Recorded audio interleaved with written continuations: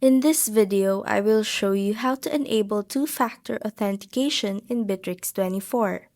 First, log into your Bitrix24 account. Once you are logged in, you will see your usual dashboard. Navigate to the upper right corner of your screen and you will see a round icon that is your profile.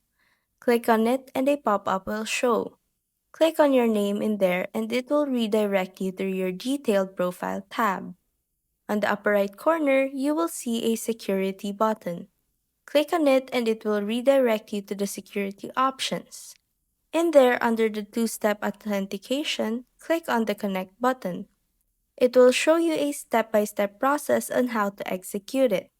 First, download the Bitrix OTP application, available on the Apple Store and Google Play. Second, run the application and click on the icon to add a new account.